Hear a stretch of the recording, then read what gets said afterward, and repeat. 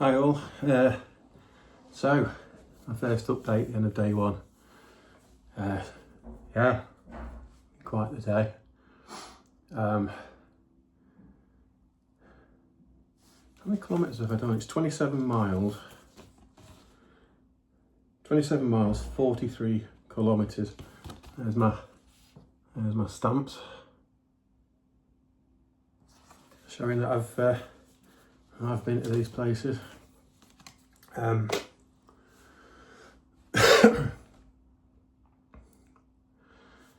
That was challenging. That was it the same as what I expected, or more, probably more, but in different ways than I expected. Started off well, absolutely fine. First 10 miles, knocked them out. I videoed as much as I can on the GoPro, and at some point I'll put it on YouTube. Literally, I just put a GoPro on and left it running the whole time. Yeah, the first 10 miles were okay. I got attacked by a tree branch around mile 8. I was going down a path coming towards, what's that village called now? I can't remember. But low-hanging branches, and I thought I'd managed to duck under, but of course I had my big backpack on, so I ducked under, my backpack hit the branch, and it just shoved me into a ditch. Schoolboy error, but there you go. My pedals have been attacking me all day. I'll show you. You probably can't see it, but I keep getting attacked by my pedals for various reasons. So yeah. So first 10 miles, absolutely fine. Country parks, coming out of North Glasgow. Lots of ups and downs, no problem. Absolutely smashed it out, great time.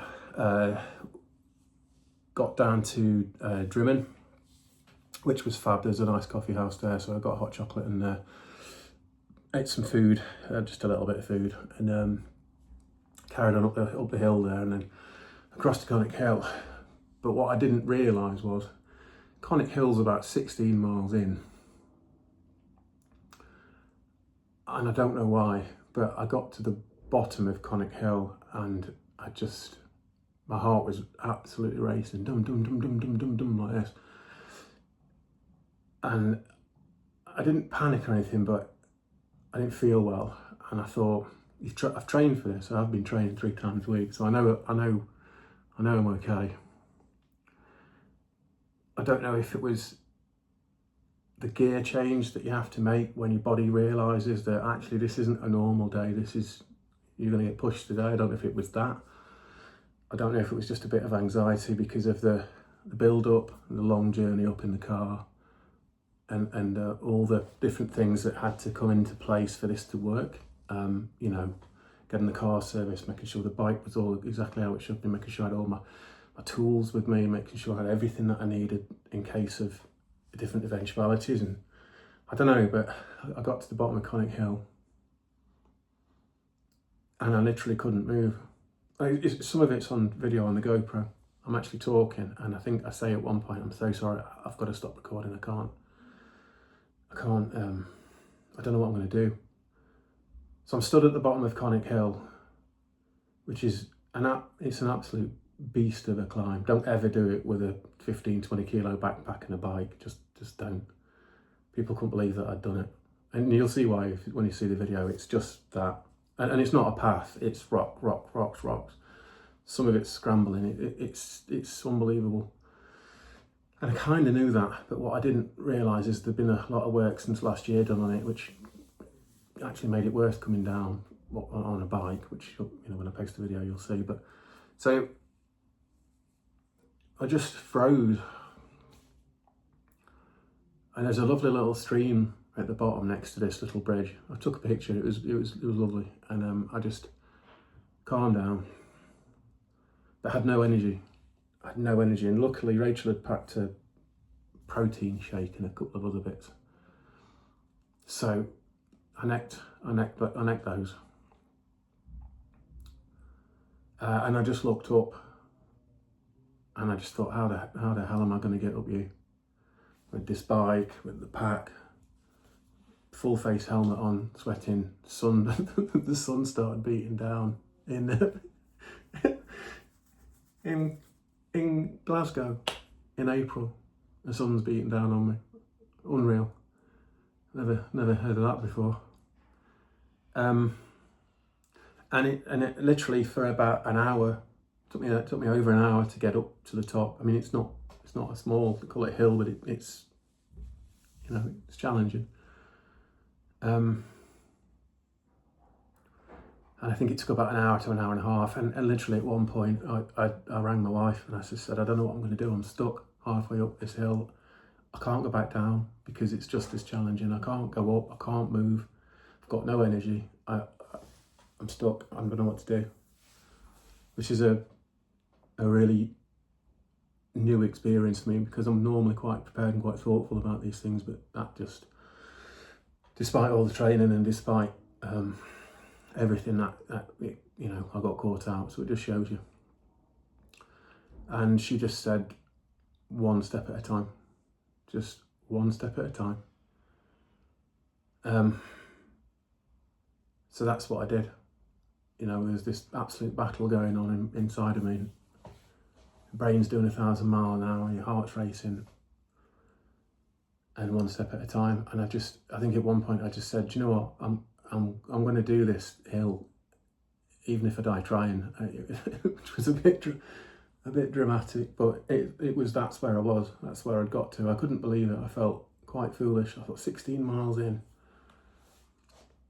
and you're halfway up this hill, and you're coming out with this crap. But I just couldn't see how I was going to do it.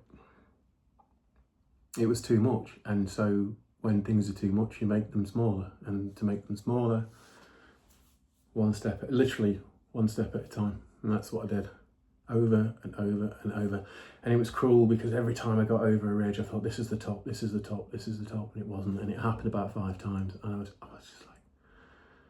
So anyway, I got to the top, and fantastic reward.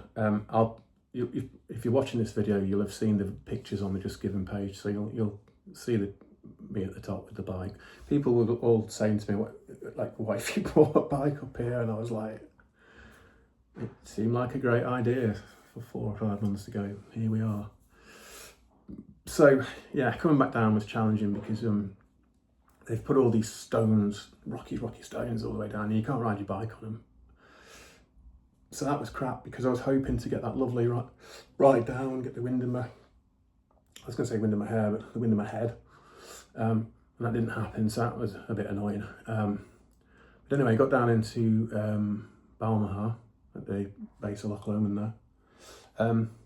Had some haggis, got some food. And it's been brilliant after that. The last 10 miles was just Lochside ride, and I'll show you the view actually, so you can see where we are. So it was just that. Absolutely stunning day. Through the forest with the water next to me. Just, yeah, the last 10 miles was just an absolute cruise. And so I'm here now, I'm at Roadennan. Got my stamps, got it done. That was tough. Connet Hill, that's the hardest, I think that's the hardest thing I've ever done, genuinely. But there we go, it's done. I'll never be doing that again with a bike, and neither should anybody else. So yeah, so thanks for your support. I think that's it, nothing else to say really. I'm going to do some stretches, drink lots of water. 27, 28 miles done. Tomorrow is going to be from here to Inversnaid to get the ferry across to Tarbert and then go up the A82, which is horrific, with trucks. However, somebody did say to me that there's a high road that you can take at Inversnaid, so I may not have to go across the loch. I might be able to do the whole, that 4 mile stretch that I've been warned by everyone not to do. I might be able to do it, but just via a higher road, so I'm going to find out from people tonight.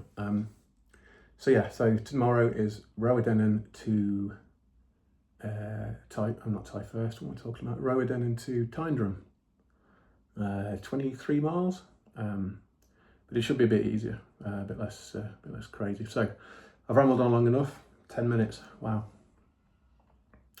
So yeah, day one complete. See you tomorrow.